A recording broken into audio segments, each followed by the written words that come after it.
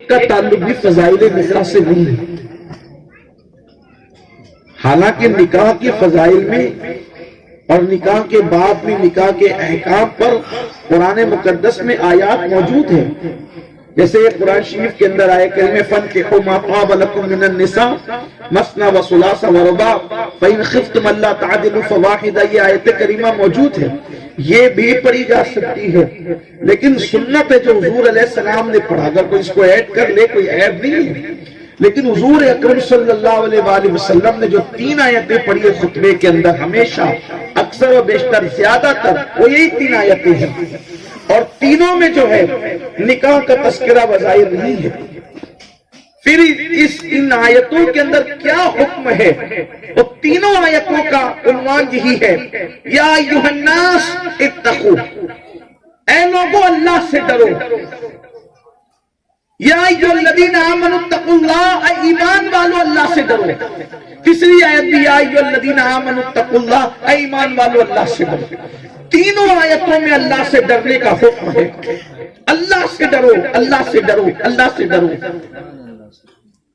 گویا کہ 3 آیتیں پڑھی گئی، 4 بھی پڑھی جا سکتی تھی، 5 بھی پڑھی جا سکتی تھی، 2 بھی پڑھی جا سکتی تھی، 3 پڑھی گئی۔ حضور علیہ السلام نے 3 پڑھا، اور میرے نبی کی شان ہے زندگی میں کوئی کام ایسا کیا ہی نہیں جو حکمت سے خالی ہو، ہر کام میں حکمت، چلے تو حکمت، بیٹھے تو حکمت، بولے تو حکمت، سوئے تو حکمت، جنگ کرے تو حکمت، امن کا پرچم لہرائے تو حکمت، صلح حدیبیہ کرے تو حکمت، مکہ فتح کرے تو حکمت، ازواج طاہرات سے نکاح کرے تو حکمت، صحابہ پر جلال میں آ جائے تو حکمت، عفو درگزر کا اعلان کرے تو حکمت، ان کا ہر کام حکمت والا ہے۔ بندہ ان کی حکمتوں کو سمجھے یا نہ سمجھے، لیکن مصطفیٰ جان رحمت صلی اللہ علیہ وآلہ وسلم کا ہر کام حکمت والا، حکمت سے خالی نہیں۔ لے کہنے والے کہتے ہیں کہ حکیم کا فعل یعنی حکیم کا کام حکمت سے خالی نہیں ہوتا۔ ارے جو عام حکیم ہے جب اس کا کام حکمت سے خالی نہیں ہوتا تو جو حکیم الحکمہ ہو، جہاں سے حکمت کے سوتے پھوٹتے ہیں، ان کا کام حکمت سے خالی کیسے ہو سکتا ہے؟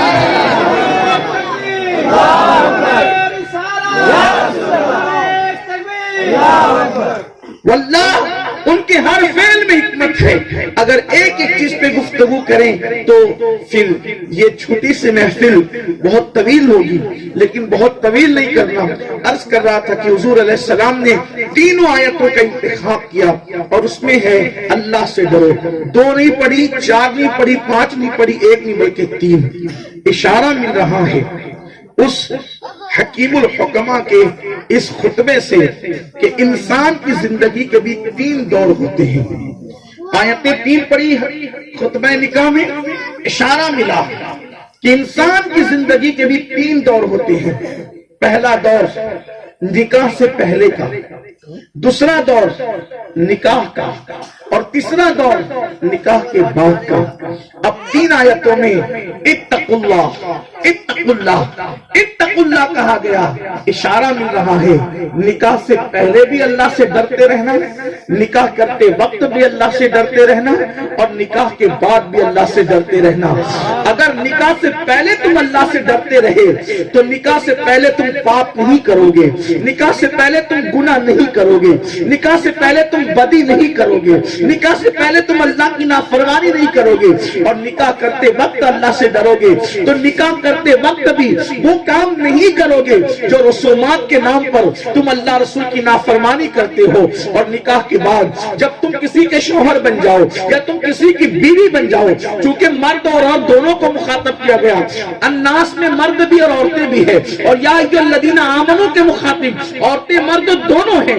جہاں جہاں قرآن میں یا ایھا الذین آمنوا آیا ہے، مفسرین فرماتے ہیں اس سے عورتیں بھی مراد ہے، اس سے مرد بھی مراد ہے۔ تو دونوں کہا گیا نکاح سے پہلے بھی ڈرتے رہنا، نکاح کے بعد میاں بیوی کے بندھن میں بننے کے بعد بھی اللہ سے ڈرتے رہنا، نکاح کرتے وقت بھی اللہ سے ڈرتے رہنا۔ اب آئیے ان تینوں ادوار کی تھوڑی تھوڑی جھلک لے لیتے ہیں۔ نکاح سے پہلے ڈرنے کا مطلب کیا ہے؟ یاد رکھیے گا، عام طور پر جب کوئی لڑکا یا لڑکی بالغ ہو جاتے ہیں ان کے دل و دماغ کے اندر ایک نفسانی خواہش پیدا ہوتی ہے. یہ فطری تقاضا ہے. جیسے ہر انسان کو بھوک لگتی ہے، جیسے ہر انسان کو بھوک لگتی ہے، ویسے انسان کے اندر ایک نفسانی خواہشات ہے. اس کو نفس کی بھی بھوک لگتی ہے. یعنی مرد جوان ہونے کے بعد اسے زندگی میں کسی عورت کی ضرورت پیش آتی ہے، اور عورت کو جوان ہونے کے بعد کسی مرد کی ضرورت پیش آتی ہے. تو اب کہا جا رہا ہے اللہ سے ڈرنا، یعنی جوانی کی دہلیز پہ قدم رکھنے کے بعد ناجائز طور پر کسی عورت کی طرف ہاتھ نہیں بڑھانا. اور عورت کو کہا جا رہا ہے ناجائز طور پہ کسی مرد کی طرف ہاتھ نہیں بڑھانا، اس لیے کہ نکاح سے پہلے کوئی مرد کسی عورت سے کوئی تعلق قائم نہیں کر سکتا، میاں بیوی جیسا رشتہ نہیں رکھ سکتا. یعنی کہ کوئی لڑکا کوئی گرل فرینڈ نہیں رکھ سکتا، اور کوئی لڑکی کوئی بوائے فرینڈ نہیں رکھ سکتی. یعنی لڑکے اور لڑکی کے اندر کوئی دوستی کا رشتہ اجنبی ماحول میں نہیں ہو سکتا. اجنبی ماحول تو دور کی بات ہے. اللہ اکبر. اگر کوئی چچا کا سگے چچا کا بیٹا ہے، اسلام کہتا ہے تیرے اس چچا زاد بھائی سے بھی تجھے پردہ کرنا فرض ہے. اگر ماموں کا بیٹا ہے تو ماموں زاد بھائی سے بھی پردہ کرنا فرض ہے. اسی طریقے سے اگر پھوپھی کا بیٹا ہے، پھوپھی زاد بھائی سے بھی پردہ کرنا فرض ہے. اب آپ مجھے بتائیں، جب چچا زاد بھائی سے پردہ فرض ہے، جب ماموں زاد بھائی سے پردہ فرض ہے، جب خالہ زاد بھائی سے پردہ فرض ہے، جب پھوپھی زاد بھائی سے پردہ فرض ہے، حالانکہ یہ رشتے میں کتنے قریبی لوگ ہیں، جب ان سے پردہ کرنا فرض ہے تو گلی کے لڑکوں سے پردہ کتنا کرنا فرض ہوگا، کالج کے لڑکوں کے ساتھ پردہ کتنا فرض ہوگا. یاد رکھنا، آج کل یہ لوگ یہ سوچتے ہیں نا یہ پردہ جو ہے معاذ اللہ یہ قید ہے، پردہ جو ہے یہ دقیانوسیت ہے، پردہ جو ہے یہ پرانے خیالات ہے. اچھی طرح یاد رکھو، اسلام میں پردہ دقیانوسیت نہیں ہے، اسلام میں پردہ پرانے خیالات نہیں ہے، بلکہ اسلام کا یہ تصور ہے. اگر کوئی یہ سوچے یار پردہ تو ظلم ہے، بیٹیوں کو پردے میں کیوں رکھیں، جدید دور ہے، نیا دور ہے، فلموں کا دور ہے، سیریلوں کا دور ہے، آزاد خیالی کا دور ہے، ٹیکنالوجی کا دور ہے، تو بیٹیوں کو گھر کی عورتوں کو پردے میں رکھنا ظلم ہے. تو میں کہتا ہوں اگر پردے میں رکھنا ظلم ہے تو تم نے اپنی دولت کو تجوری میں کیوں چھپا رکھی ہے، اس کو کیوں پردے میں رکھا ہے؟ لاؤ روڈ پر اس کو لا کر کے رکھو. اپنے سونے کے زیورات کو تم نے کئی کئی چابیوں میں اپنے بھائیوں سے، حتیٰ کہ اپنی ماں سے، اپنے باپ سے کیوں چھپا رکھا ہے؟ آپ کہیں گے نہیں مولانا وہ بہت قیمتی چیز ہے. یہی تو بتانا مقصود ہے، چھپا کے رکھنا ظلم نہیں ہے، چھپا کے رکھنا قیمتی ہونے کی علامت ہے. اور کے پاس جتنی دولت کی اہمیت ہے اس سے زیادہ ہمارے یہاں بیٹی کی اہمیت ہے. لوگ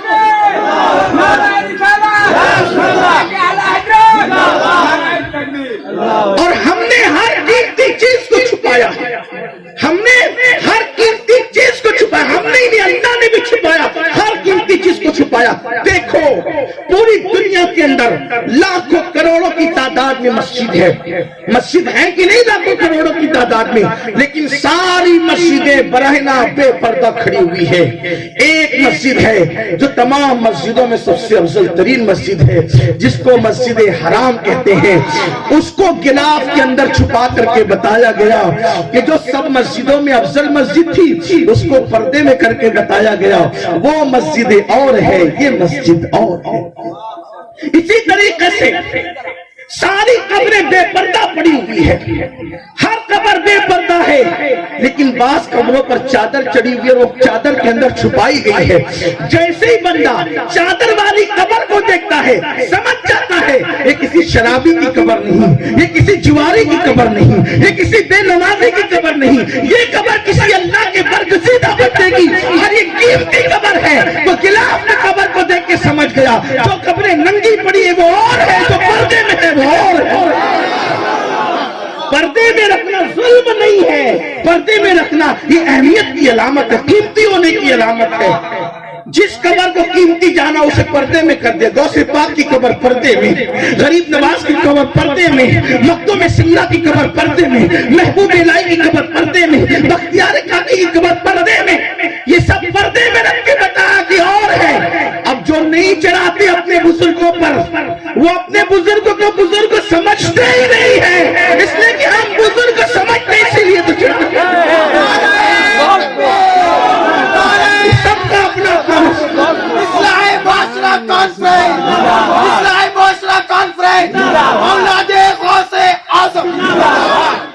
ایک صاحب مجھے ملے میرے شہر کے قبرستان میں، تو مجھے کہا کہ مولانا تھوڑی ہنسی مذاق کیوں ہونے اللہ کی جرت کی قبرستان میں؟ کہا مولانا آپ تو چادر اس لیے چڑھاتے ہیں کہ آپ کے بزرگوں کو ٹھنڈی لگتی ہے۔ میں نے کہا ہاں، جنت کی ہواؤں کی ٹھنڈی لگتی ہے، لیکن یہ بات تو ہے کہ آپ اس لیے نہیں چڑھاتے کہ آگ جل رہی ہے تو کہیں گلاب جل کر کے آپ کی پول نہ کھل جائے، اس لیے آپ نہیں چڑھاتے۔ یہ بات ہم نے بھی کر دی، حالانکہ اس میں کوئی حقیقت نہیں ہے۔ اندر کی آگ اوپر کبانا اور اندر کی ٹھنڈی اوپر کبانا، اس سے کوئی تعلق نہیں ہے، لیکن لوگ جیسی باتیں کرتے ہیں جواب پھر ویسا دینا پڑتا ہے۔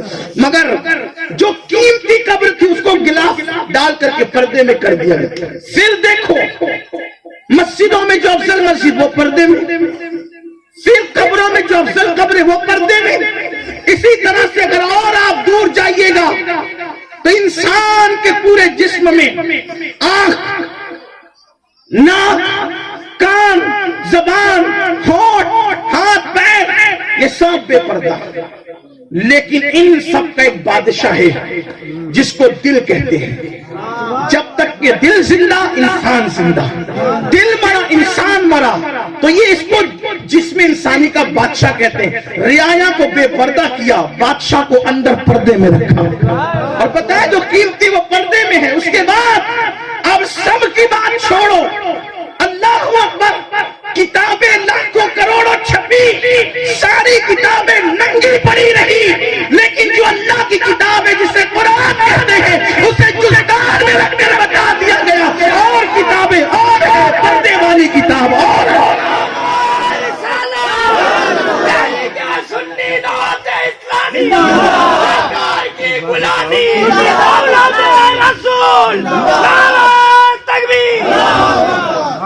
انسان جس بھی کتاب کو جزدان میں دیکھے گا، مسلمان کا بچہ ہی بولے گا کہ قرآن ہے، اس لیے کہ ہمارے صرف قرآن پڑھنے میں رکھا جاتا۔ بخاری کو بھی جزدان میں نہیں رکھا جاتا، مسلم کو بھی جزدان میں، ہر کتاب قیمتی ہے، لیکن ہمارے جزدان میں صرف قرآن رکھا جاتا ہے اور بتایا جاتا ہے اسلام کا نظریہ پردہ مطلب ظلم نہیں، جس کو قیمتی جانا اس کو پردے میں رکھا۔ اب آئیے اور آخری بات اس سلسلے میں سماعت کر لیں۔ اللہ نے ساری مخلوق بنائی، تمام مخلوق کو بے پردہ کیا اور خود پردے میں ہو کر کے بتا دیا کہ جو سب سے قیمتی ہوتا ہے وہ بے پردہ نہیں بلکہ پردے میں رہا ہے۔ خود خالق پردے میں۔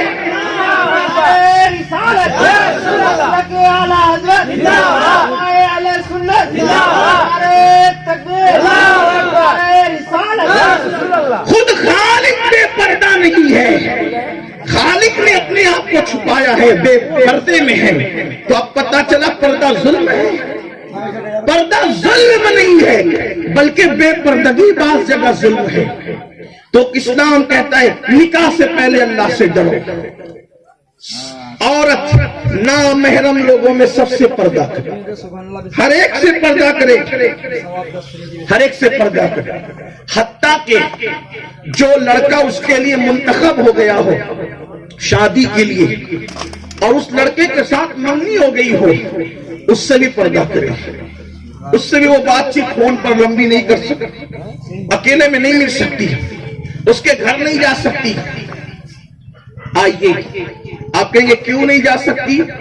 ہم کہتے پیچھے چلو، اوروں کو ترقی کرنا ہے تو آگے جائیں، آگے جائیں، ہمیں ترقی کرنا ہے تو ہمیں پیچھے آنا ہوگا، اپنے نبیوں کی طرف، اپنے ولیوں کی طرف، اپنے آقاؤں کی طرف۔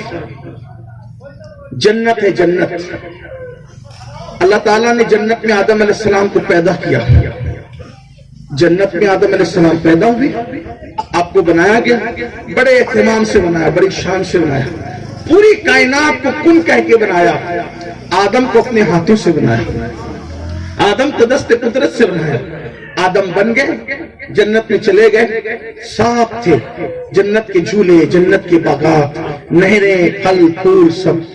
جنت وہ ہے جس کا ہم تصور نہیں کر سکتے، جنت کی نعمتیں ایسی ہے جو تصور میں نہیں آ سکتی، تخیل میں نہیں آ سکتی۔ جنت ایسی ہے جو سوچو اس سے بہتر ہے، جو بیان کرو اس سے بہتر ہے، اس کی نعمتوں کا عجب حال ہے۔ ایک اشارہ دوں گا، حالانکہ میرا عنوان جنت بھی نہیں، جنت ایسی چیز ہے وہاں پھل ہے، انسان یہ دنیا کی طرح پھل نہیں، دیکھنے میں ان کی رنگت دنیا کی طرح بظاہر کہ ہم پہچان سکیں ہمارے سیب سے مشابہ وہ سیب ہے، ہمارے آم سے مشابہ، لیکن جنت کے پھلوں کا حال یہ ہے کہ جب جب کھاؤ ہر مرتبہ اس کی لذت الگ، اور پھر یہاں کھاؤ تو کھانے کے بعد بدہضمی بھی ہو جاتی ہے، طبیعت بھی خراب ہو جاتی ہے، لیکن وہ کتنا بھی کھائیں گے کوئی بدہضمی نہیں، خوشبودار پسینہ بن کر نکل جائے گا۔ جنت میں کوئی پرندہ اڑ کے جا رہا ہے، اڑ کے جا رہا ہے، انسان سوچے گا کتنا خوبصورت پرندہ ہے یار، کاش کہ میں اس کو بھون کے کھاتا، بس وہ اسی وقت بھون کر آپ کے پاس آ جائے گا۔ یہ کہانی قصہ نہیں ہے، ورنہ غالب جیسا بھی یہاں دھوکہ کھا کر کہتا ہے ہم کو معلوم ہے جنت کی حقیقت، لیکن دل کو بہلانے کے لیے غالب یہ خیال اچھا ہے، یہ دل کو بہلانے والی بات نہیں ہے، ہمارے نبی کا فرمان، ہمارے آقا کا فرمان، انہوں نے جو کہہ دیا تمہارے منہ سے جو نکلی وہ بات ہو کے رہی، آپ نے جو کہا وہ سچی بات ہے، جس کے کہنے پر اللہ کو ایک مانا اس کے کہنے پہ سب مان لیا ہے، اللہ اللہ۔ تو آدمی سوچے گا کتنا خوبصورت پرندہ ہے، اور جنت کی کوئی چیز دنیا کی طرح نہیں ہے، صرف اشارے دیے جاتے ہیں پہچان کے لیے ایسا ہے، وہ پرندہ اڑ کے جائے گا، سوچے گا کاش میں اس کو بھون کے کھاتا، فوراً وہ بھونا ہوا آ جائے گا، بندہ کھائے گا، آدھا کھائے گا، پیٹ بھر جائے گا، پھر وہ چھوڑ دے گا، بس چھوڑ دے گا، پھر وہ پرندہ پورا ہو کر پھر اڑتا ہوا چلا جائے گا۔ یہ جنت کی نعمتیں، ایک ایک بندے کو 70 لباس پہنائے جائیں گے حسب مراتب، 70 لباس۔ میں نے 2 کپڑے پہنے ہیں، ایک بنیان ہے اور اوپر سے جبہ ہے، لیکن بنیان کو میرے جبے نے چھپا لیا ہے۔ جنت کے لباس کی خصوصیت یہ ہے کہ 70 لباس ہوں گے اور 70 کے 70 لباس نظر آئیں گے۔ یہ خاص بات ہے جنت، بڑی عظیم ہے جنت۔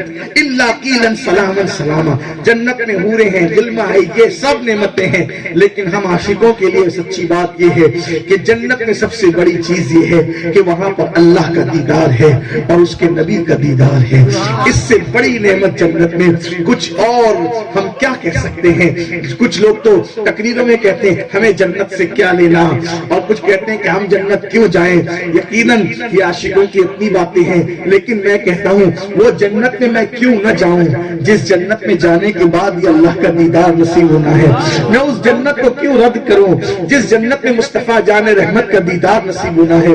جنت بڑی خوبصورت ہے، وہاں رات نہیں ہے، جنت میں رات نہیں ہے، ہاں وہاں صبح اور شام کا سما ہے، وہاں سنیچر اتوار پیر منگل نہیں ہے، البتہ وہاں جمعہ ہے، وہاں جمعہ ضرور آئے گا، اور دن آئے نہ آئے وہاں جمعہ ضرور آئے گا، اور پھر لوگ وہاں پر شادیاں کریں گے، اللہ تبارک و تعالیٰ نکاح کرے گا۔ سوچو تو صحیح قربان، یہ نکاح کی اہمیت بھی پتہ چلتی ہے۔ جنت میں نماز جیسی عبادت نہیں، روزے جیسی عبادت نہیں، حج جیسی عبادت نہیں، زکوٰۃ نہیں دینا، جنت میں کوئی عبادت نہیں۔ اگر وہاں کوئی عبادت موجود ہے تو 2 عبادت موجود ہے، بلکہ 3 عبادت۔ نمبر 1 وہاں نکاح ہوگا، جنت میں کوئی عبادت نہیں ہوگی لیکن نکاح ہوگا وہاں جنت میں، اور جو جس سے محبت کرتا تھا اور اس محبت میں پاک دامن تھا، یہاں نکاح نہیں ہو سکا۔ پاک دامن کا مطلب کوئی گڑبڑ غلطی نہیں کی، برائی نہیں کی، کوئی پاپ نہیں کیا، اور محبت کو اپنے دل میں چھپائے رکھا، جب نہیں مل سکتے تھے تو چھپائے رکھا۔ ایسی صورت میں ان دونوں کا جنت میں نکاح ہوگا۔ کئی عورتیں ایسی ہے جو کسی اور کے نکاح میں تھی پہلے، لیکن جنت میں کسی اور کے نکاح میں ہوگی، کیونکہ ان کا شوہر جہنمی ہوگا تو کسی اور کے نکاح میں بھی۔ جیسے جناب آسیہ، یہ فرعون کی بیوی تھی، لیکن جنت میں یہ ہمارے نبی کی بیوی بنی گی، ہمارے آقا کے نکاح میں آئے گی۔ حضرت مریم، ان کا کوئی شوہر نہیں تھا، حضرت مریم کو بھی مصطفیٰ جان رحمت کے نکاح میں دیا جائے گا۔ یہ جنت کی باتیں ہیں، اور جنت میں بڑے مزے ہوں گے، بڑے مزے ہوں گے جنت میں۔ اسی لیے کہا جاتا ہے جنت کی طرف آؤ، یہاں مصیبت اٹھاؤ، فجر میں اٹھو تاکہ جنت ملے، ظہر میں کاروبار چھوڑ کے مسجد میں آؤ تاکہ جنت ملے۔ لیکن یہ بھی کہتا ہوں جنت ملنا چاہیے، لیکن عبادت جنت کی لالچ میں مت کرو، عبادت تو یار کے لیے، عبادت تو اللہ کے لیے کرو، دو عالم سے کرتی ہے، بیگانہ دل کو عجب چیز ہے لذت آشنائی۔ عبادت جنت کے لیے کرو گے تو چلو صرف جنت ملے گی، لیکن اگر عبادت اللہ کے لیے کرو گے، اللہ ملا تو سب کچھ مل جائے گا۔ اللہ ملا سب، وہ بڑا مشہور واقعہ آپ نے بار بار سنا ہوگا، واقعہ نہیں دوہراتا، صرف اشارہ کرتا ہوں کہ ایک دن محمود غزنوی کے گھر میں بیٹے کی ولادت ہوئی تو محمود نے جو ہے خوشی میں آ کر کے موتیاں پورے دربار میں بکھیر دیا، کہ جو جس موتی کو لوٹ لے وہ موتی اس کا ہو جائے، قیمتی موتی اس کا ہو جائے۔ سارے وزراء عمرہ سب موتی لوٹنے لگ گئے، لیکن ایاز اپنی جگہ پر کھڑے رہے۔ لوگوں نے کہا بیوقوف، اس وقت کا ماحول اب کب پیدا ہوگا؟ بادشاہ کے گھر میں بیٹا اب کب جنم لے گا؟ پہلا بیٹا ہوا، اور اگر جنم بھی لیا بیٹے نے تو اس کے بعد پھر ایسے حالات پیدا ہوں گے یا نہیں ہوں گے؟ موڈ بادشاہ کا ایسا ہوگا کہ نہیں ہوگا؟ خوشیوں کا یہ ماحول ہوگا کہ نہیں ہوگا؟ کیونکہ پہلے بچے کے ٹائم جو خوشی ہوتی ہے وہ اور بچوں کے ٹائم خوشیاں ہمیشہ ہوتی ہیں، لیکن ویسی نہیں ہوتی جیسے پہلی بار ہوتی ہے۔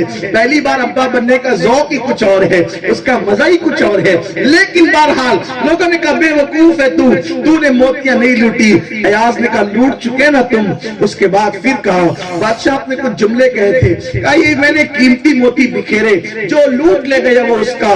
تو وہ ایاز گئے اور جا کر بادشاہ کی پشت پہ ہاتھ رکھ دیا، کہا تمہارے لیے قیمتی موتی وہ تھے، میرے لیے قیمتی موتی میرا بادشاہ ہے۔ تم نے موتی لیے، اب کہو بادشاہ تم کس کے ہو؟ بادشاہ نے کہا میرے کہنے کے مطابق میں ایاز کا ہو گیا۔ کہا سلامت بادشاہ، میرے بادشاہ سلامت، جب آپ میرے ہو گئے تو آپ کی تجوریہ میری نہیں، آپ کی سلطنت میری نہیں، آپ کی حکومت میری نہیں، آپ کے غلام میرے نہیں، آپ کے وزراء میرے نہیں، آپ کی زمین میری نہیں۔ کہا بادشاہ جس کا ہو گیا سب کچھ اس کا ہو گیا بلا تمثیل، یہ بادشاہ حقیقی جس کا ہو گیا۔ من کان للہ کان اللہ لہ، جو اللہ کا ہو جاتا ہے پوری کائنات اس کی ہو جاتی ہے۔ غریب نواز نے اللہ کو پانے کے لیے عبادت کی، کائنات کیسے ان کی ہو گئی؟ اونٹوں کو کہا کہ اپنی جگہ سے ہلنا نہیں، تو وہ بادشاہ کے اونٹ تھے لیکن ہلنے کو تیار نہ تھے۔ انا ساگر سے کہا کہ کٹورے میں آ جا، انا ساگر کٹورے میں آ گیا۔ غوث پاک نے مردے کو ٹھوکر لگائی زندہ ہو جا، وہ زندہ ہو گیا۔ پتہ چلا جو اللہ کا ہو جاتا ہے پوری کائنات اس کی ہو جایا کرتی ہے۔ میرے آقا صلی اللہ علیہ وسلم کے دیوانوں، تو عرض یہ کر رہا تھا آدم علیہ السلام کو جنت میں پیدا کیا گیا، آدم علیہ السلام جنت میں پیدا ہوئے، آپ کو بنایا گیا۔ آدم علیہ السلام کو پوری جنت آدم علیہ السلام نے دیکھی، خوب کھائے پیے جو بھی تھا۔ اس کی مولا تیری جنت میں سب ہے، لیکن ایک چیز کی مجھے ضرورت ہے۔ کیا آدم؟ میری کوئی بیوی نہیں، کوئی میرے جیسا، میرا ہمدم نہیں، میرا ہمدم نہیں، میرا ہمراز نہیں۔ پتا چلا بیوی کتنی اہم چیز ہے۔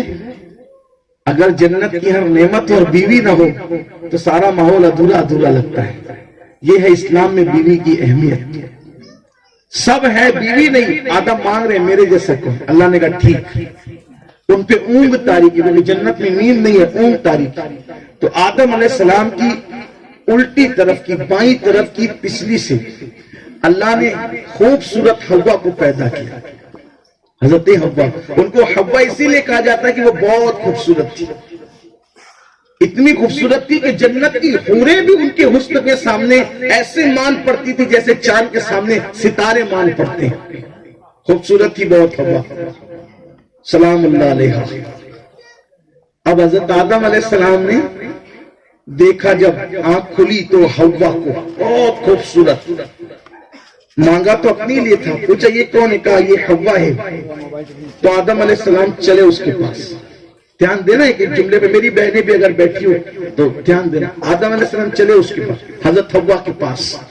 اللہ نے کہا رکو آدم، ابھی بات نہیں کرنا، آدم رکو، ابھی بات نہیں کرنا۔ مولا کیوں؟ یہ تو میرے لیے پیدا کی گئی۔ ارشاد ہوا پیدا آپ کے لیے کی گئی ہے، لیکن ابھی تمہارا نکاح حوا کے ساتھ نہیں ہوا، اسی لیے تم حوا سے نہ مل سکتے ہو نہ بات کر سکتے ہو۔ کیا پیغام ملا؟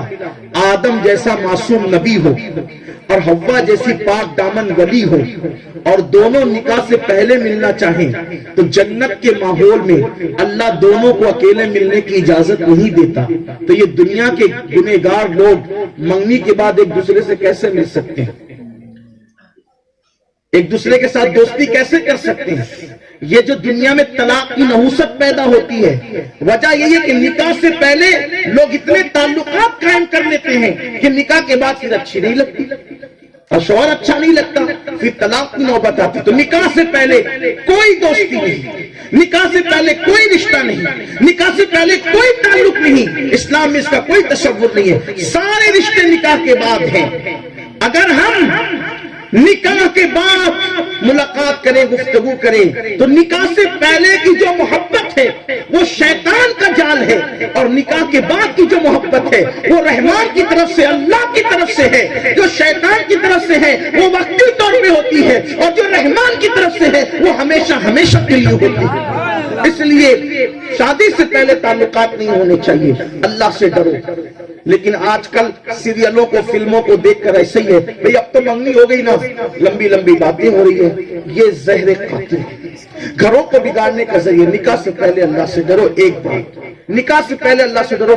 لڑکیاں پاک دامن رہیں، لڑکے بھی پاک دامن رہیں، اس لیے کہ نکاح سے پہلے اگر آپ کچھ بھی بدکاری کرتے ہیں، چاہے زنا کی شکل میں، چاہے لواطت کی شکل میں، مرد مرد کے ساتھ بدکاری کرے، یا پھر اپنے ہاتھوں سے اپنی جوانی کو ضائع کرنے کی شکل میں، یہ تینوں چیزوں کے حوالے سے اگر آپ کوئی بدکاری کرتے ہیں تو شادی کے بعد آپ کی اولاد پر اس کا اثر پڑتا ہے۔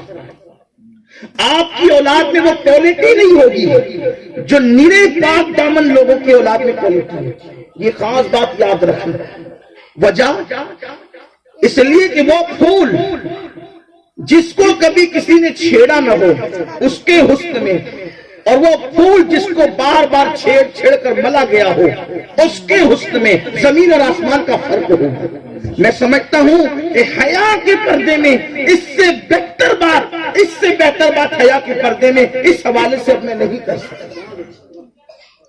تو شادی سے پہلے جو بھی بدی ہوگی اس کا اثر آپ کی اولاد پر ضرور ہوگا۔ اس لیے اگر اولاد چاہتے ہو خوبصورت ہو، نیک سیرت ہو، صحیح العزا ہو، تو شادی سے پہلے اللہ سے ڈرو اور اپنے آپ کے دامن کو پاک رکھو، پاکیزہ رکھو۔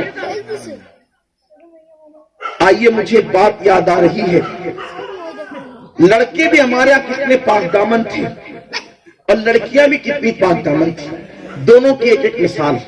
جلدی جلدی سے گزرنا ہے، سردی کا موسم بھی ہے اور آپ لوگ بہت اچھے سے سن بھی رہے اور یہ گفتگو آپ بہت خوبصورت سن بھی چکے ہیں۔ لڑکے کتنے پاک دامن تھے، لڑکیاں کتنی پاک دامن تھی، اس کو ذرا دیکھیں۔ ایک مرتبہ کا واقعہ، سلطان صلاح الدین ایوبی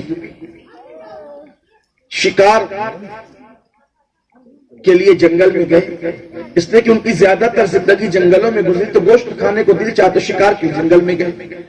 شکار ایسا نشہ ہے کہ آدمی شکار ڈھونڈتے ڈھونڈتے کبھی کبھی خود شکار ہو جاتا ہے۔ اندر اندر اندر اندر اندر جنگلوں میں چلے گئے، ایسے اندر اندر گئے اس سوچ میں کہ خود کی سود نہ رہی، خود کا ہوش نہ رہا، اور ساتھیوں سے بچھڑ گئے۔ بہادر لوگ تھے وہ، ساتھیوں سے بچھڑ گئے۔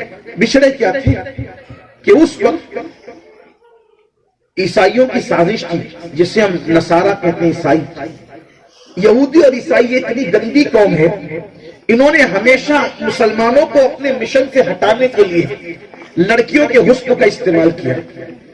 وہ جانتے ہیں مرد کی سب سے بڑی کمزوری عورت ہے، اور جو مرد کی زندگی پر عورت چھا جائے وہ مرد پھر کبھی ترقی نہیں کر سکتا۔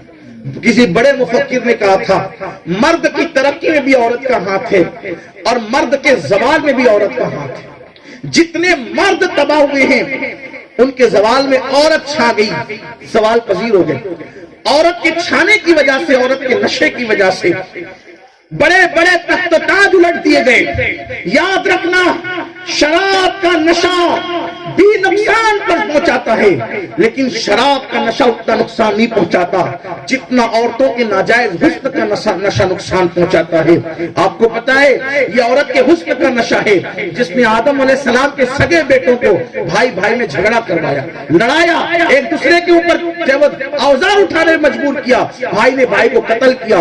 نبی تھا باپ ان کا، اس نبی کی نافرمانی کی ایک عورت کے نشے میں، اور بعد میں بت پرست پرستی بھی کی. اللہ اکبر, یہ کیفیت ہے. حابیل اور قابیل کی جو جنگ ہے وہ اسی کا ایک حصہ ہے. جو اقلیمہ کے حسن پر وہ لڑائی شروع بھی تھی, باپ کی نافرمانی کی, نبی کی نافرمانی کی, نبی کے سگے بیٹے نے اللہ اکبر بھائی کو قتل کیا, اور اس کے بعد پھر وہ بت پرستی میں بھی لگ گیا. یہ ساری چیزیں, عورت کا نشہ بڑا خطرناک ہوتا ہے, لیکن جو لوگ اپنے آپ کو بچا لیں پھر اللہ تعالیٰ انہیں بہت نوازتا ہے. تو حضرت صلاح الدین ایوبی رحمت اللہ تعالیٰ علیہ بڑا عظیم اسلام کا بطل جلیل ہے, بڑا عظیم فرزند ہے.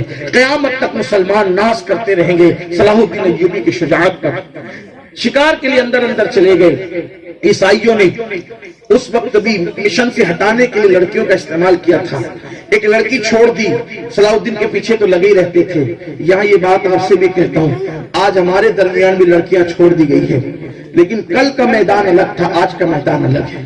کل لڑکیاں چھوڑتے تھے میدان میں تو چھوڑ ہی دی ہے, لیکن آج انٹرنیٹ کی شکل میں, یوٹیوب کی شکل میں, فیس بک کی شکل میں لڑکیوں کے حسن کو بالکل بے نقاب کر دیا گیا ہے, برہنہ کر دیا گیا ہے. اور آج میرا جوان اس میں ڈوب کر تعلیم سے دور, تجارت سے دور, ملک ملت کی فکر سے دور, اور اسی میں ڈوب کر کے رہ گیا ہے. خدا کے لیے اس نشے سے باہر نکلو, اس دلدل سے باہر نکلو. ہمیں صرف انٹرنیٹ اور موبائل کے لیے پیدا نہیں کیا گیا. ستاروں کے آگے جہاں اور بھی ہے, ابھی عشق کے امتحان اور بھی ہے. تو شاہی ہے, پرواز ہے کام تیرا, تیرے واسطے آسماں اور بھی ہے. اس گندگی سے باہر نکلو, تجارت کی طرف, تعلیم کی طرف, تہذیب کی طرف, تمدن کی طرف. جوان کسی قوم کا سرمایہ ہوتا ہے, جوان کسی قوم کا بہت بڑا سرمایہ ہوتا ہے. جس قوم کا جوان سمجھ جاتا ہے اس قوم کی تاریخ سنہری حروفوں سے لکھی جاتی ہے. جس قوم کا جوان آوارہ ہو کر کے بگڑ جاتا ہے اس قوم کو صفحہ ہستی سے مٹا دیا جاتا ہے, تباہ اور برباد کر دیا جاتا ہے. میری قوم کے جوانوں, ہمارا پورا وقت جو ہے گناہوں کی نظر ہو رہا ہے, انٹرنیٹ اور فیس بک کی نظر ہو رہا ہے. نکلو اس سے, اور ہمیں بہت بڑے مقصد کی طرف کوچ کرنا ہے. ہمیں اپنی قوم کو اٹھانا ہے, اپنی قوم کو عروج پر لے جانا ہے, اپنی قوم کو ترقی پر لے جانا ہے. ہم صرف اپنے لیے پیدا نہیں ہوئے, ہم پوری قوم کے لیے پیدا ہوئے, ہم پوری امت کے لیے پیدا ہوئے.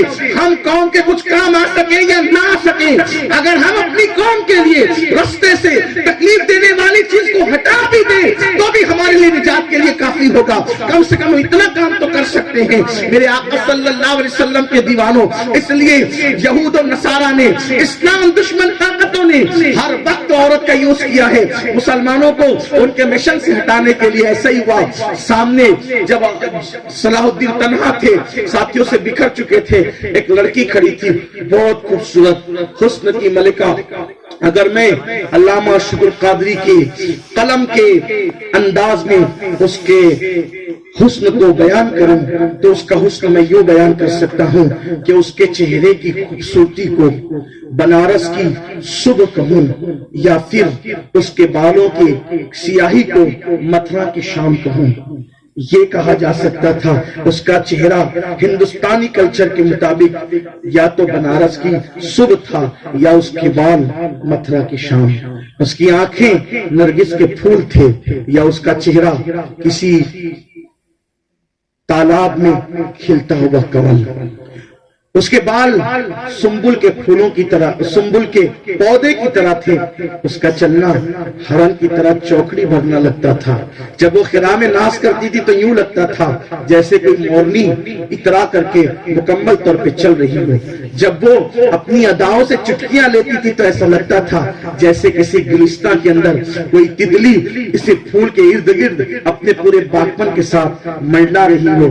اللہ اکبر, اس کا حسن پورے جوبنوں پر تھا, لیکن اس سے آگے اگر حسن کی رانائیاں بیان ہو, کہیں ایسا نہ ہو کہ لوگ اپنے دل پکڑ کر تقدس آمیز محفل ہی جو ہے وہ معاذ اللہ تدبر اور تفکر کا شکار ہو جائے. اس سے پہلے کہ ہم کسی اور طرف بڑھیں, میں اپنے مقصد کی طرف بڑھتی ویس کروں. اتنی خوبصورت تھی وہ, ایسا لگتا تھا جیسے جنت کی کوئی حور زمین پر اتار دی گئی ہو.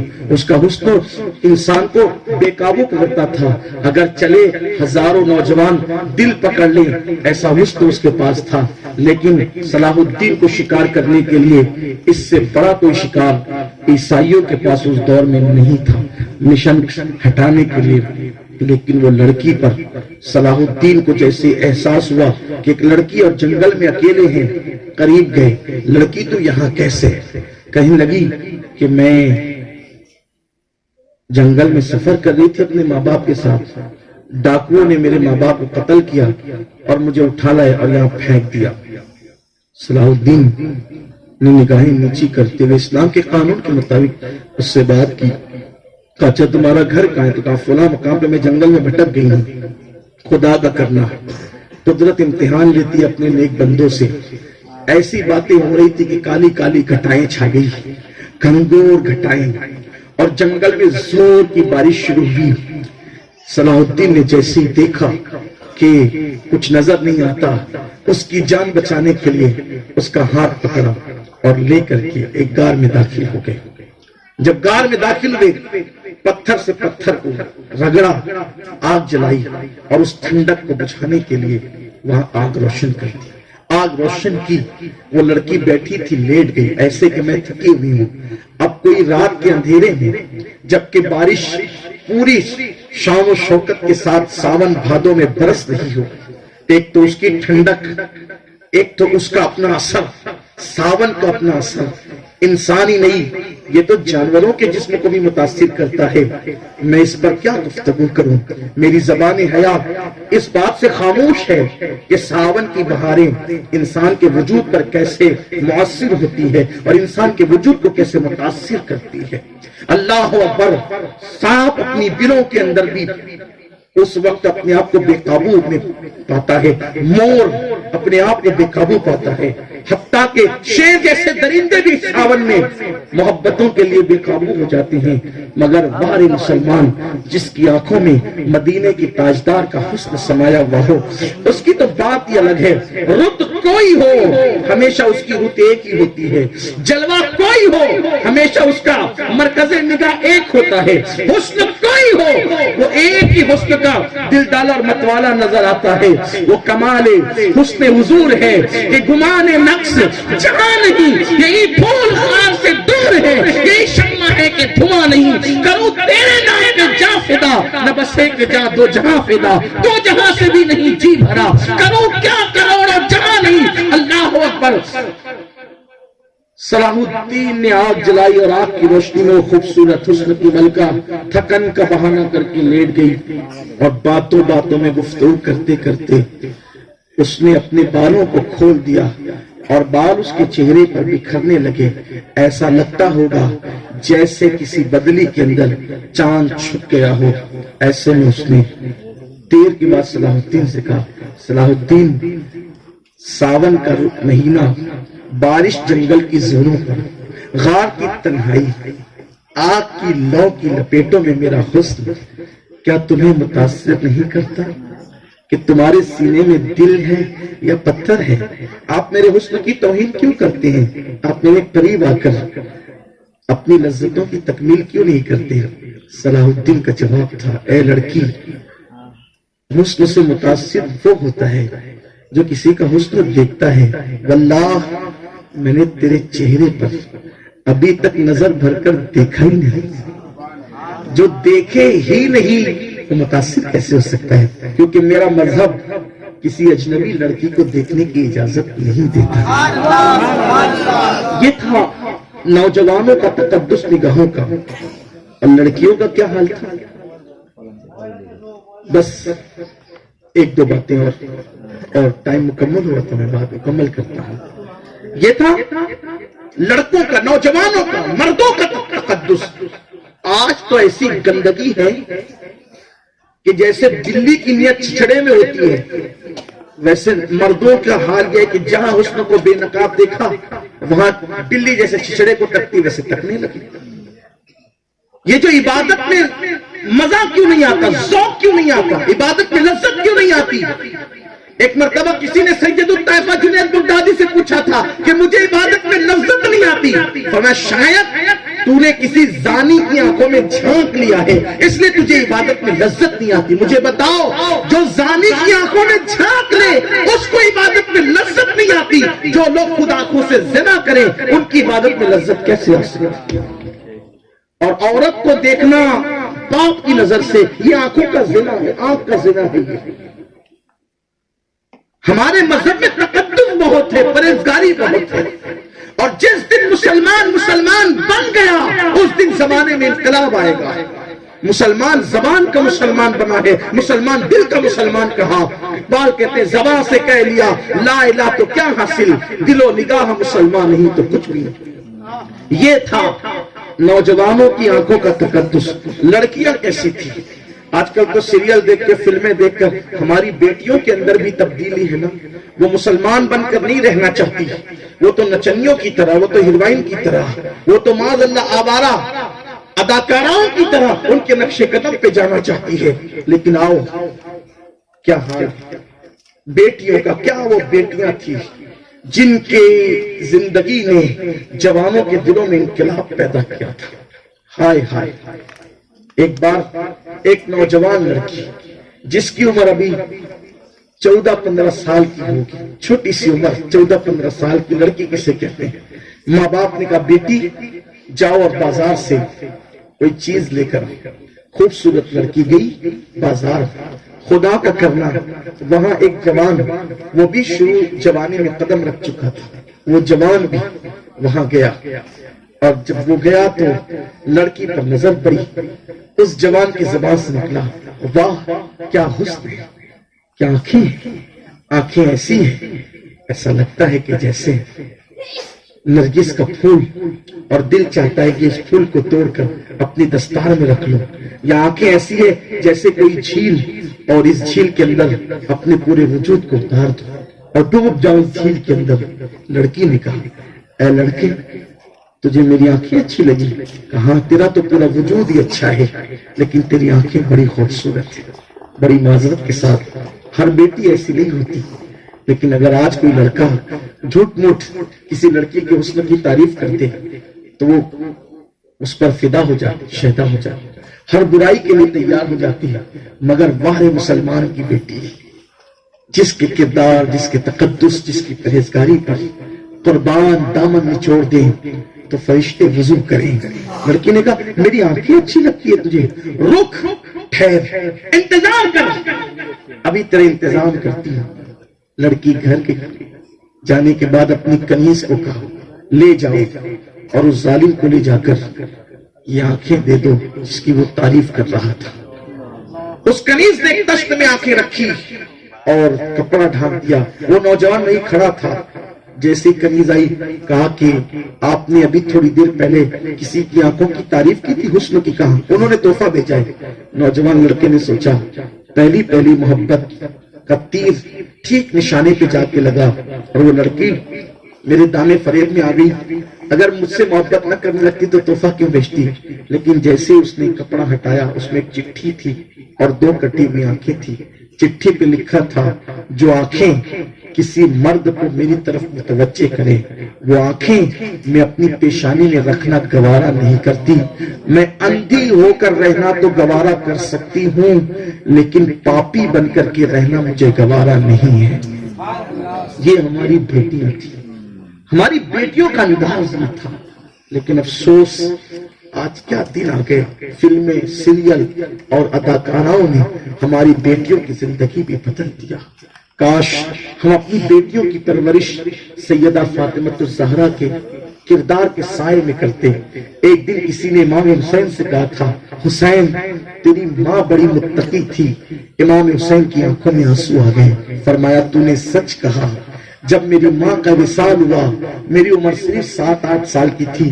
اس چھوٹی سی عمر میں بھی میں نے اپنی ماں کے سر کے بالوں کو کبھی نہیں دیکھا۔ میری ماں نے مجھ سے بھی اپنے سر کے بال چھپائے رکھے۔ جو اپنے نابالغ بیٹوں سے اپنے سر کے بال چھپائے اسے سیدہ فاطمہ کہتے ہیں۔ اور آج تو ولیمے میں، شادیوں میں بیٹیاں بالوں کو کھلا کر کے، گلے میں مفلر کی طرح دوپٹہ لٹکا کر کے مٹک فدکتی ہوئی چلی۔ کیا یہی اسلام ہے؟ کہ یہی اسلام کی تعلیمات ہے؟ نہیں نہیں، میرے آقا فرماتے ہیں جو عورت زمین پر مٹک مٹک کر چلے اللہ نے اس عورت پر جنت کی خوشبو کو بھی حرام کر دیا ہے۔ اتنا کر زمین پہ چلنے کی بھی اجازت نہیں۔ تو کہا گیا نکاح سے پہلے اللہ سے ڈرو، اس کی ایک جھلک میں نے پیش کی۔ پھر نکاح کرتے وقت اللہ سے ڈرو۔ یعنی جب تم نکاح کر رہے ہو اس نکاح کرتے وقت تمہاری پوزیشن یہ ہونی چاہیے کہ تم ایسی رسومات نہ ادا کرو جس سے اللہ ناراض ہو، اس کے رسول ناراض ہو۔ آج کل تو نکاح کرتے وقت ایک سنت پر عمل ہے، ہزاروں خرافات ہیں، ہزاروں خرافات۔ پہلی بات تو رشتہ طے کرتے وقت خرافات، لڑکی دیکھنے جا رہے ہیں تو بہن بھائی بھی جا رہا ہے، لڑکے کے دوست بھی جا رہے ہیں، سب جا رہے ہیں لڑکی دیکھنے۔ کیوں بھائی؟ ابھی تو جس کے لیے دیکھی جا رہی ہے اس کے لیے بھی اجنبی ہے، یہ اتنی برات لے کے کہاں جا رہے ہو لڑکی دیکھنے کا؟ لڑکی دیکھنے جائز تو نہیں، جس کو نکاح کرنا ہے وہ بھی دیکھے اور ایک بار دیکھے۔ ہاں، اور ایک بات اور بتاؤں، آج طلاق کی وجہ ایک اور بھی ہے، جو زیادہ طلاق ہوتی ہے مسلمانوں میں ایک اور بھی وجہ ہے، دل کے کانوں سے سننا۔ خاص بات، ہم لڑکی پہ ظلم کرتے ہیں، بیٹی پہ ظلم کرتے ہیں نکاح کرتے وقت، اللہ سے ڈرتے نہیں اس وقت۔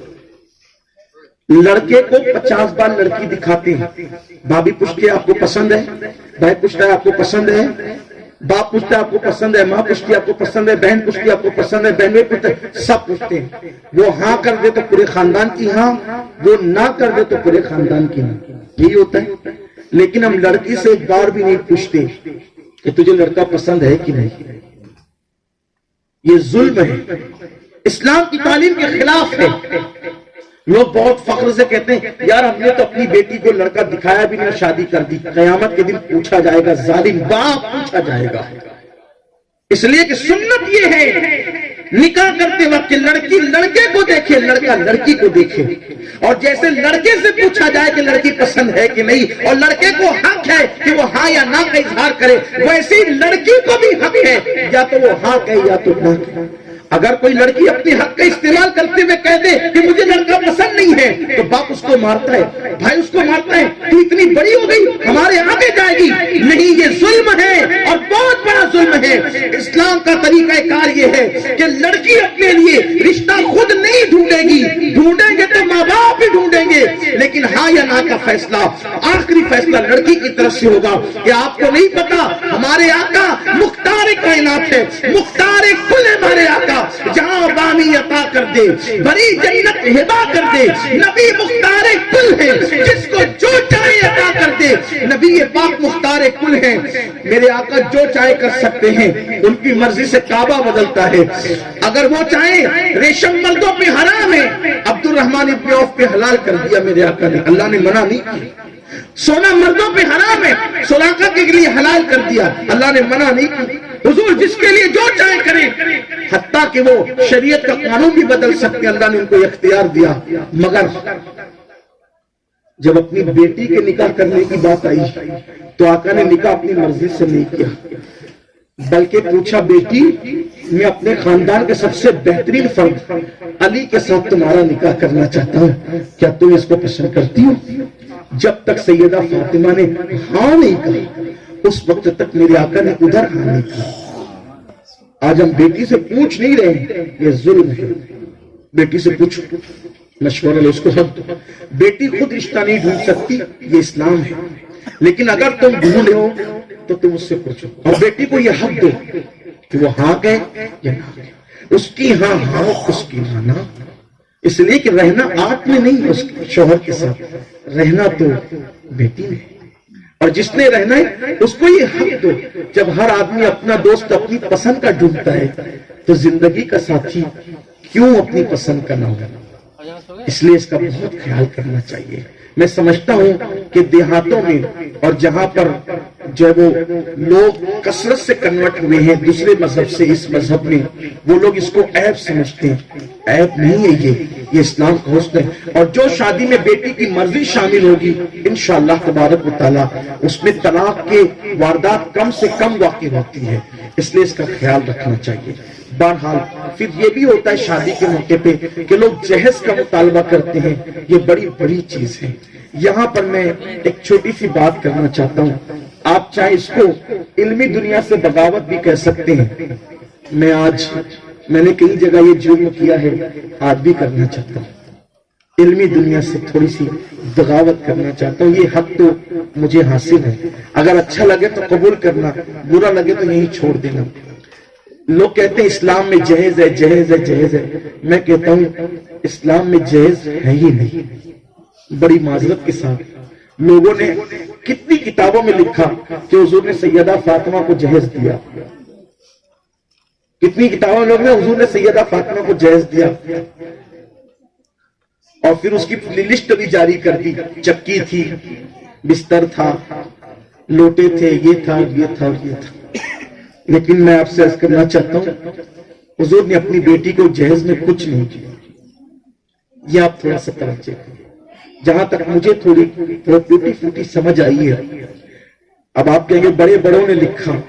میں کہتا ہوں ہر بڑے کا علم، ان کے اخلاق، ان کی تحقیق سراخوں پر.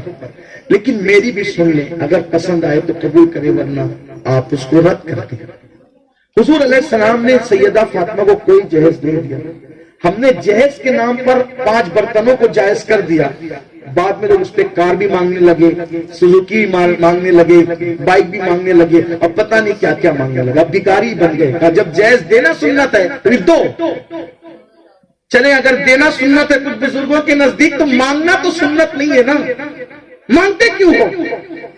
شادی کرنے نکلے ہو کہ بھیک مانگنے نکلے ہو؟ اور اگر حقائق کی نظر سے دیکھو تو اللہ کے رسول صلی اللہ علیہ وسلم نے سیدہ فاطمہ کو کوئی جہیز نہیں دیا. آپ کی لسٹ صحیح ہے، چکی دی، برتن دیے، سیدہ فاطمہ کو نہیں دیا. کس کو دیا وہ سنو. پہلی بات، حضور نے سیدہ فاطمہ کو کوئی جہیز نہیں دیا. حضور نے جو دیا مولا علی کو دیا. حضور نے مولا علی کو دیا، سیدہ کو نہیں دیا. کیوں مولا علی کو دیا؟ اس لیے کہ مولائے کائنات حضور کے گھر ہی میں پرورش پا رہے تھے. حضور کے بھائی تھے، وہ چچا زاد بھائی تھے. تو جیسے بیٹی کو بیاہ کیا ویسے مولا علی کی بھی شادی حضور نے کی. حضور ہی کے گھر میں وہ پرورش پا رہے تھے. ان کے والد کے بہت سارے بچے تھے، شہزادے تھے. تو چونکہ ان کے والد پر جب غربت کا دور آیا، جناب ابو طالب پر، حضرت ابو طالب پر جب غربت کا دور آیا، تو اس وقت تو حضرت عباس سے میرے آقا نے کہا چچا عباس چلو، اور حضرت ابو طالب جو ہے کثیر العیال ہیں، ان کے کچھ بچے ہم لے لیں تاکہ ان کی پرورش ہم کریں. تو جناب عقیل کو کسی نے لیا، جناب جعفر کو کسی نے لیا، اور پھر مولائے کائنات کو حضور نے اپنے پاس لے لیا. اور پھر پوری زندگی شادی تک مولائے کائنات کی پورے اخراجات اللہ کے رسول اٹھاتے رہے. تو حضور علیہ الصلوۃ والتسلیم اب مولائے کائنات کو شادی کے بعد الگ کر رہے تھے، الگ مقام میں بھیج رہے تھے. تو وہ سیدہ فاطمہ کو نہیں دیا، چونکہ بھائی تھے علی مرتضیٰ. تو وہ ساری چیزیں، کیونکہ اب نئی زندگی کا آغاز ہو رہا ہے، گھر میں برتن کی، بستر کی، پانی کے لوٹے کی، وضو کے لیے لوٹے کی، ان سب چیزوں کی ضرورت پڑے گی. تو میرے آقا نے یہ بیٹی کو نہیں بلکہ بھائی کو دلا کر کے دیا. اب آپ کہیں گے اس کی اور کوئی قوی دلیل ہونی چاہیے، تو اب اس کی اور قوی دلیل سنو. دھیان سے سننا، بہت قیمتی بات کرنے لگا، خواتین بھی اور سب بھی. ایک بار اللہ کے رسول کے پاس ایک عورت ملنے کے لیے آئی، بلکہ سیدہ عائشہ صدیقہ کے پاس ملنے کے لیے آئی تھی. اما عائشہ سے ملنے آئی. اما عائشہ نے اس عورت کو ایک کھجور دی. ایک کھجور، توجہ کرنا، بہت قیمتی بات ہے. ایک کھجور دی. اس عورت نے کھجور لی، اس کے ساتھ 2 چھوٹی چھوٹی بچیاں تھیں. اس نے دونوں کھجور کے ٹکڑے برابر برابر کیے اور دونوں بچیوں کو دے دی.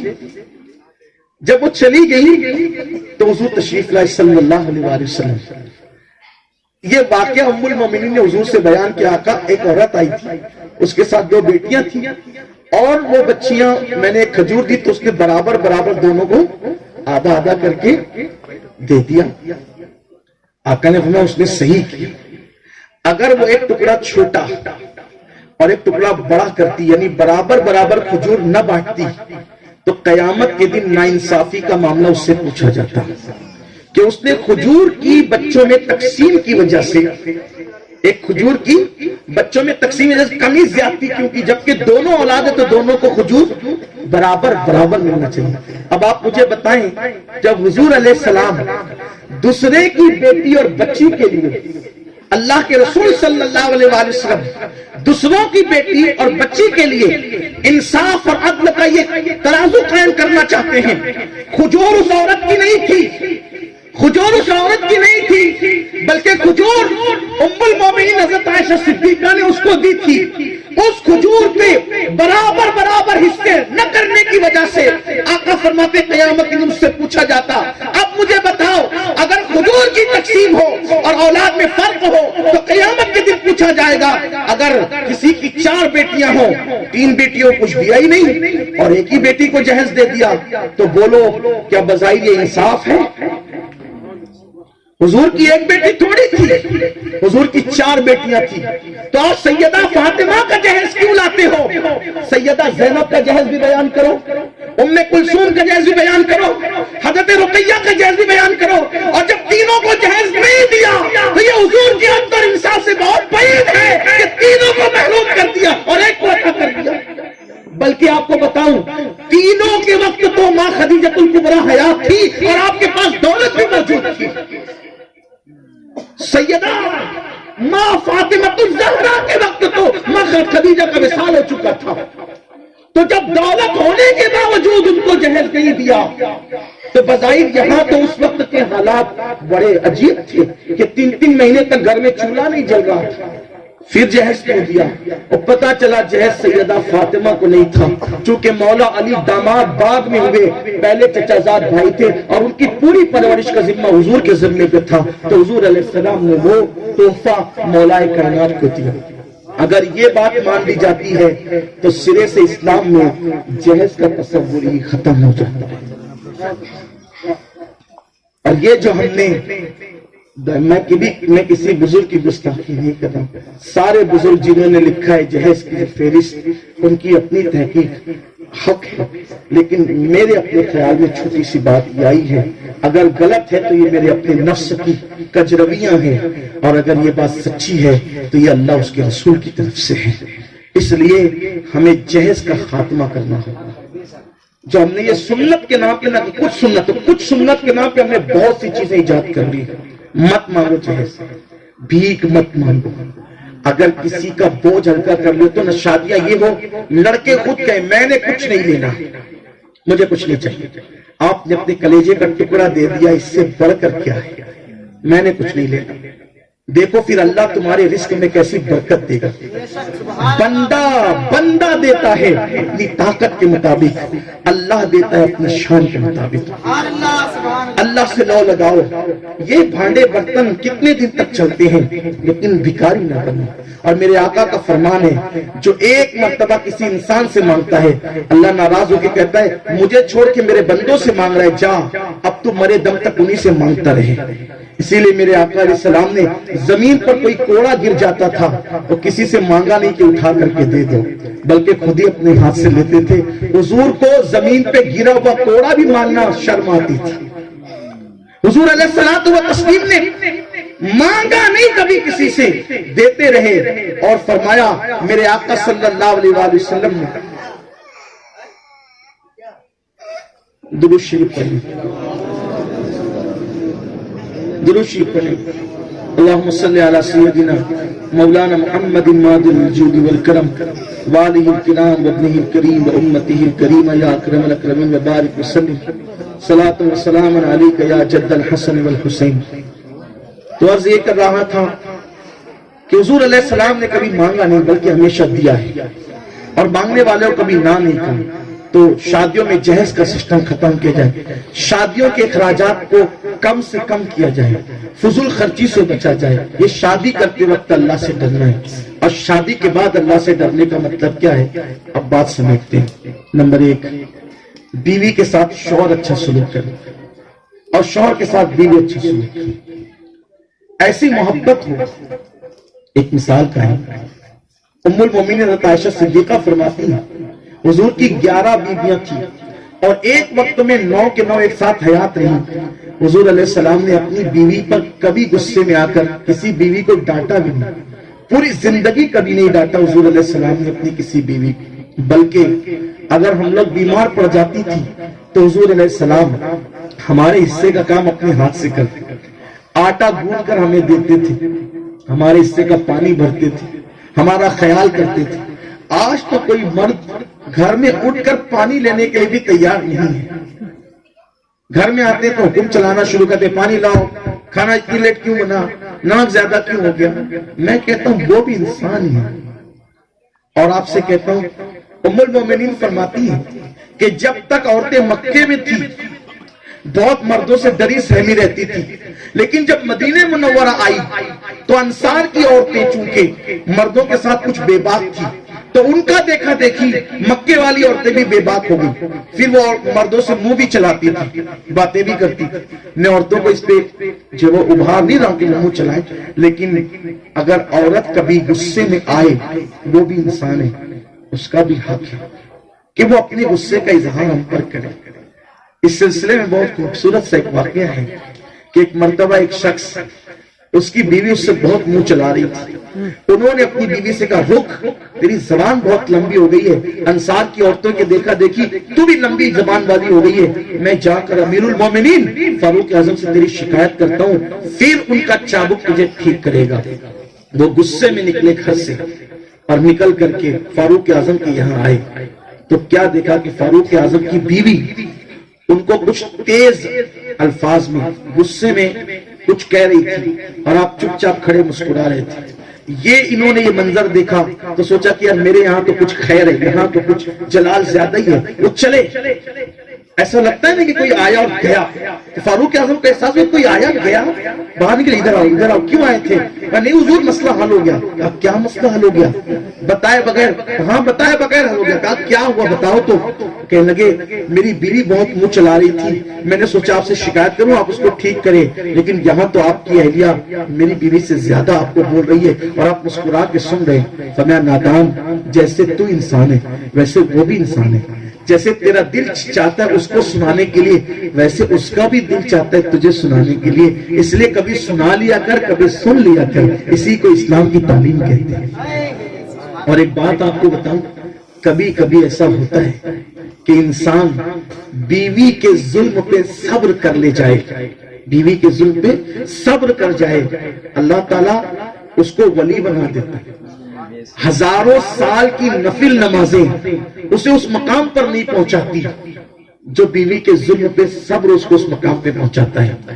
ایک بہت بڑے بزرگ گزرے سلسلے نقشبندیہ کے، اور پورا دلی ایک دور میں ان کا مرید تھا. بڑے عظیم بزرگ ہیں جن کا نام ہے حضرت مرزا مظہر جانے جانا رحمت اللہ علیہ. یہ مرزا مظہر جانے جانا بہت بڑے سلسلے نقشبندیہ کے بزرگ ہیں. آپ کو ان کا تعارف کراؤں گا تو حیرت ہوگی. حضرت قاضی ثناء اللہ پانی پتی نام سنا ہے؟ تفسیر مظہری کے مصنف ہے، بہت بڑے علم قرآن کے ماہر ہے. یہ مرید ہے مرزا مظہر جانے جانے کا. اب آپ اندازہ کریں مرزا صاحب کا مقام کیا ہوگا، کتنا اعلیٰ مرتبہ ہوگا مرزا صاحب کا. لیکن مرزا صاحب تھوڑے نازک مزاج تھے. اتنے نازک مزاج مرزا صاحب کہ اگر مٹکے پہ ڈھکن ترچا رکھ دیں تو ترچا ڈھکن دیکھ کر ان کا سر دکھتا تھا، لیکن کبھی اٹھ کے وہ ڈھکن سیدھا نہیں کرتے تھے. بولتے تھے کس کمبخت نے اس کو ترچا رکھ کے دیا، اس کو دیکھ کے میرا سر دکھ رہا ہے. نازک کبھی مزاج ہوتا ہے مردوں کا بہت کبھی کبھی. اور اگر مرد پیر بن جائے تو پھر نزاکت اور بڑھ جاتی ہے. ایسا بھی ہوتا ہے. جو پیر لوگ ہیں وہ بیٹھے ہوئے معافی چاہتا ہوں، میں آپ کو نہیں کہہ رہا ہوں، ایسا ہوتا ہے. جوتا خود نہیں پہنیں گے، کھڑے ہو کے انتظار کریں کوئی رکھے. پانی بھی پینا ہو تو کوئی لا کر کے. یہ ہوتا ہے. خدا جب حسن دیتا ہے نزاکت آئی جائے. اللہ ماشاء سب پیر کی بات نہیں کرتا، لیکن یہ بات ہے پیر کو جوتا پہنانے کا بڑا ثواب ہے. اس لیے کہ کبھی کبھی بندہ پیر کو جوتا پہنا دے، اس کے جوتے سیدھے کر دے تو جوتے سیدھے کرنے پر ہی مرید کی بخشش اور مغفرت ہو جاتی ہے. تو مرید کا کام ہے وہ سب کرے، لیکن پیر کو بھی چاہیے، یعنی مجھ جیسے جو چھوٹے موٹے لوگ ہیں جن کو پیر حادثے نے بنا دیا، حالانکہ میں مرید نہیں کرتا لیکن پھر بھی بزرگوں نے مجھے بہت خلافتیں دی ہے، تو اس بنیاد پر تو پیر ہو گیا ہوں لیکن مرید نہیں کرتا. یعنی ہتھیار میرے پاس ہے لیکن میں اس کا استعمال اس وقت نہیں کرتا. تو ہمیں چاہیے کہ جو ہے ہم بھی نبوی سنت کو سامنے رکھیں. بہرحال تو پیر صاحب مرزا مظہر صاحب بڑے نازک مزاج تھے. اگر بستر پہ کوئی چادر ایسے بل کھا گئی تو چادر ان کو چبھتی تھی، پھر کہتے تھے کس کمبخت نے آج بستر بچھایا، کہ چادر اس نے بل والی ڈال دی، مجھے چبھ رہی ہے نا، لیکن اٹھ کر کے سیدھا نہیں کرتے تھے، اتنی نظر۔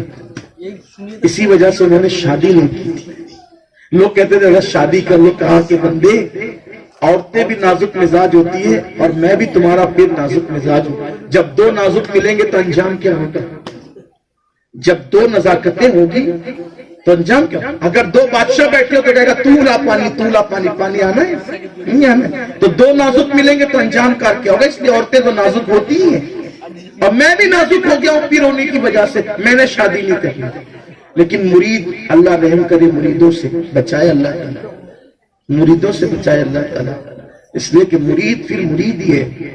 کسی مرید نے کہہ دیا سرکار شادی کرنا حضور کی سنت ہے، بس پیر صاحب سرنڈر ہو گیا، ٹھیک ہے بھئی آج سنت ہے تو جاؤ ڈھونڈو، پیرانی اما آپ ہی لوگ ڈھونڈو۔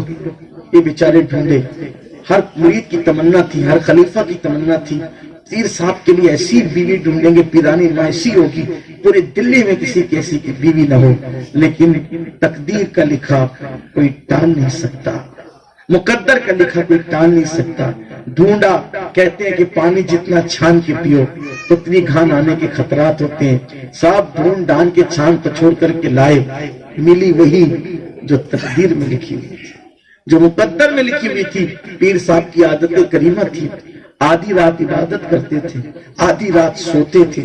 شادی کی پہلی رات پیر صاحب خانقاہ میں عبادت کیے، آدھی رات کے بعد جب حجرے عروسی میں تشریف لائے تو دیکھا کہ گھونگھٹ اٹھانے سے پہلے اٹھا ہوا ہے، اور گھونگھٹ ہی نہیں اٹھا ہوا ہے بلکہ بھویں بھی اٹھی ہوئی چڑھی ہوئی ہے، اور سلام نہ کلام۔ اچھا مرید سمجھ رکھا ہے کہ میں آدھی آدھی رات تک آپ کا انتظار کروں گی؟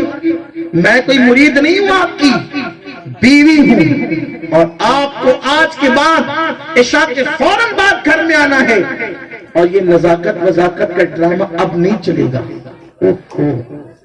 یہ انجام۔ لیکن پیر صاحب جو مٹکے پہ ڈھکن ترچھا دیکھ کر سر درد کرتا تھا، بل کھائی ہوئی چادر راتوں کو چھپتی تھی، اللہ اللہ کسی بدبو سے بھی الٹی ہو جایا کرتی تھی، آج پوری گفتگو آدھی رات سے فجر تک کھڑے ہو کر سنتے رہے، کوئی جواب نہ دیا، کوئی جواب نہیں دیا پیر صاحب نے۔ جانتے تھے کیا ہے، دوسری رات پھر وہی کہانی، تیسری رات پھر وہی کہانی، چوتھی رات پھر وہی کہانی۔ اب یہ روز روز کی جھنجٹ ہو گئی، جیسا کہ مولانا صادق صاحب کہہ رہے تھے، مہا بھارت بس وہی حال گویا کہ ہو گیا۔ ایک دو دن چار دن بعد چھپی رہی، لیکن ایک دن ایسا ہوا کہ پڑوس میں، خانقاہ کے پڑوس میں خلیفہ صاحب اور مریدین بڑی تعداد میں رہتے تھے۔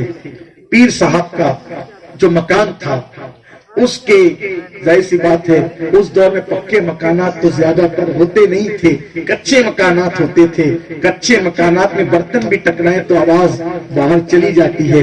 ایک مریدہ پیر صاحب کی، خلیفہ کی بیوی جگ رہی تھی، رات دیر گئے، جیسی چلانے کی آواز بلند ہوئی، عورتوں کی عادت ہوتی تجسس کی، کان میں کہیں چھوٹی سی آواز آئے تو وہ پوری تہ تک پہنچنا چاہتی ہے، عورتوں کی یہ فطرت ہوتی ہے۔ تو ہوا یہی، پیر صاحب کے گھر سے چلانے کی آواز آ رہی، بس اس نے کان لگائے، کان لگانے کے بعد پھر اس نے آنکھ بھی لگا دی، تو کیا منظر دیکھا، پیر صاحب کی بیوی پیر صاحب کو مغلظات گالیاں بک رہی ہے، اور پیر صاحب خاموش کھڑے ہیں، کچھ جواب نہیں دیتے، مسکرا رہے ہیں۔ ایک عورت کے لیے وہ منظر بہت خوشی والا ہوتا ہے کہ کسی کی بیوی کسی کو ڈانٹ رہی ہو اور وہ جواب نہیں دے رہا ہو تو اپنے شوہر کو ضرور بتانا چاہیے کہ دیکھو دیکھو تم کیا اور وہ کیا ہے، تاکہ تم بھی ایسے ہو جاؤ۔ اس نے سوتے ہوئے شوہر کو اٹھو اٹھو اٹھو، ارے کیا ہوا، ارے دیکھو تو اس نے کیا ہوا۔ شوہر نے دیکھا، چپ خاموش۔ پیر صاحب کی عزت کا سوال ہے، کسی سے نہیں کہنا، خاموش رہنا، اپنے پیر کی عزت کا سوال ہے۔ جو ہو رہا ہے پیر صاحب جو کر رہے ہیں اپنے علم کے مطابق کر رہے ہیں، بڑے لوگ ہیں انہیں کچھ نہیں کہنا۔ جی جی کچھ نہیں کہوں گی۔ وہ عورت ہی کیا جس کے پیٹ میں بات ہضم ہو جائے، 4 سے 6 روٹیاں ہضم کر سکتی ہیں لیکن ایک بات کبھی وہ ہضم نہیں کر سکتی، گستاخی ہو تو میری بہنیں مجھے معاف کرنا، پہلی بار آیا ہوں، آپ کا چھوٹا بھائی ہوں، میزبان ہوں، آپ کا معاف کر دینا، لیکن آپ ایسی ہی ہیں جیسی میں کہہ رہا ہوں، اس لیے کہ میں جو ہے وہ کبھی بھی آپ کو میں دوسرا ٹائٹل نہیں دے سکتا۔ آپ جنت ہو، اگر پیدا ہوئی ہو بیٹی کی شکل میں تو ماں باپ کی جنت ہو، نیک ہو شوہر کی جنت ہو، ماں بن گئی ہو تو اولاد کی جنت ہو۔ میری بہن تو ہماری جنت ہے جنت، لیکن تو جیسی ہے ویسی تو مجھے کہنا ہی پڑے گا، ایسا ہی ہے۔ 4-5 روٹیاں ہضم کر لیں بغیر کسی سوڈے کی بوتل کے، لیکن ایک بات وہ ہضم نہیں کر سکتی جو، اور جس بات کے متعلق کہہ دو نا اس کو کسی کو بولنا نہیں، وہ بات صبح سے پہلے پھیلے۔ اس کو بے چینی ہے، صبح کا انتظار ہے، صبح ہوگی عورتوں سے عورتیں ملی، ارے کچھ سنی کچھ سنی، کیا ہوا؟ بہن دیکھ میں تجھے بہت چاہتی ہوں، کسی سے نہیں کہنا ورنہ میرے شوہر ناراض ہوں گے۔ پیر صاحب کی بیویاں پیر صاحب کو گالی دیتی ہیں اور پورا گھر جو سر پہ اٹھائے رکھتی ہے رات بھر، لیکن پیر صاحب ہیں جو مریدوں سے پیر دباتے تھے، مٹکے کے ڈھکن سے سر درد کرتا تھا، چپ چاپ کھڑے ہو کر کے سنتے رہتے، لیکن میری بہن کسی سے کہنا نہیں ورنہ بہت مسئلہ ہو جائے گا۔ اب وہ بات کسی سے کہنا نہیں، بس اسی نام سے چلتی ہے، کسی سے مت کہنا، اس نے اس کو، اس نے اس کو، اس نے اس کو، پورے دلی میں بات پھیل گئی، کسی سے نہیں کہنا۔ اب جب بات عورتوں میں پھیلی، ہر بیوی شوہر کو کہتی ہے دیکھا آپ کیسے ہو، پیر صاحب کیسے سنتے ہیں، آپ کیسے ہو پیر صاحب۔ سارے مرید خلفاء سے کہتے ہیں کچھ حل نکال، خلفاء جو قریبی خلفاء سے کہتے ہیں سرکار اب ہم برداشت نہیں کر سکتے، پورے دلی میں بدنامی ہے آپ کی، ہم چاہتے ہیں وہ بدبخت عورت اسے آپ طلاق دیں، گھر سے نکال کے باہر کریں۔ اس نے آپ جیسی ہستی کو پوری دلی میں بدنام کر دیا، آپ کے گھر کی داستان پوری دلی میں پھیل گئی ہے، اسے طلاق دے دو۔ مرزا مظہم صاحب نے خلفاء کو ڈانٹ کے کہا چپ رہو، خاموش رہو، میری بیوی کے خلاف ایک بھی گستاخانہ جملہ میں سننا گوارا نہیں کر سکتا۔ تم بھول گئے کہ وہ تمہارے پیر کی بیوی ہے، تم طلاق دینے کی بات کرتے ہو، تم طلاق دینے کی بات کرتے ہو۔ گھوڑا شریر ہو اس گھوڑے کو قتل کر دینا یہ دانشمندی نہیں ہے، دوست بے وفا ہو اسے چھوڑ دینا یہ اہل کی ذمہ داری نہیں ہے۔ دوست نااہل ملا اہل بناؤ، گھوڑا شریر ملا اسے کنٹرول کرنے کا ہنر ڈالو۔ اگر تم میری بیوی کو طلاق دینے کی بات کرتے ہو تو سن لو، میں تمہیں تو چھوڑ سکتا ہوں لیکن بیوی کو کبھی نہیں چھوڑ سکتا۔ سچے پکے مرید تھے، آنکھوں میں آنسو آگے، پیر پکڑ لیے، حضور کیوں؟ لیکن جبکہ وہ آپ کو گالیاں دیتی، کیا یہ سچ نہیں؟ بالکل سچ ہے، لیکن اس کا انعام جانتے ہو، اس کا صلہ جانتے ہو؟ آج تمہارا پیر دلی کا قطب الاقطاب بن گیا ہے، تمہارا پیر آج دلی کا قطب الاقطاب بن گیا ہے۔ یہ جو قطب الاقطابیت کا مقام ملا ہے یہ راتوں کو نفل نمازیں پڑھ کر نہیں ملا ہے، اس کی گالیوں پہ صبر کرتا ہوں، اس صبر کی وجہ سے اللہ نے مجھے دلی کا قطب الاقطاب بنا دیا۔ نعرہ تکبیر، نعرہ رسالت، مسلک اعلیٰ حضرت اولاد غوث اعظم۔ بیوی کو طلاق دینا مردوں کا کام نہیں ہے، بیوی کو طلاق دینا نامردوں کا کام ہے۔ مرد نبھاتے ہیں، نامرد چھوڑ جاتے ہیں۔ اہل کا کام نہیں، نہ اہلوں کا کام ہے۔ کوئی شرعی عذر آ جائے تو کیا شریعت نے اجازت دی وہ طلاق دے سکتے ہیں، لیکن اکثر لوگ بے وجہ طلاق دیتے ہیں۔ اس لیے آپ سے کہنا چاہتا ہوں سب رشتے بڑے مقدس ہیں، ہر رشتہ مقدس ہے، لیکن سارے مقدس رشتے زمین پہ آنے کے بعد ہیں۔ میاں بیوی کا رشتہ جنت سے شروع ہوتا ہے اور جنت پر ہی ختم ہوگا۔ بیوی پیر کی جوتی نہیں، سر کا تاج نہیں، لیکن بیوی پسلی کے دل کی پسلی قریب سے پیدا کی گئی ہے، یہ دل کے قریب رکھنے کی چیز ہے۔ لیکن اس کا مطلب یہ نہیں کہ بیوی کو سر پہ بٹھا کے ماں باپ کے نافرمان بن جاؤ، نہیں، ماں باپ کے اپنے حق ہے، بیوی کا اپنا حق ہے۔ آخری بات بس کروں، بیوی کوئی فرمائش کر دے ہم کہتے ہیں بس یار تمہارا یہی ہے معاملہ، نہیں پڑتا مجھے، جب دیکھو جب فرمائش کرتی ہوں۔ ایک بات کہوں، بیوی کی فرمائش کو پورا کرنے کا کیا انعام ملتا ہے، کیا برکت ملتی ہے۔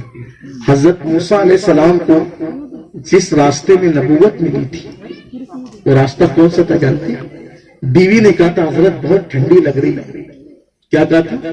بہت ٹھنڈی لگ رہی ہے, آگ کی ضرورت ہے. جنگل میں بیوی نے آگ مانگی تھی اور وہاں آگ نہیں ملتی تھی. حضرت موسیٰ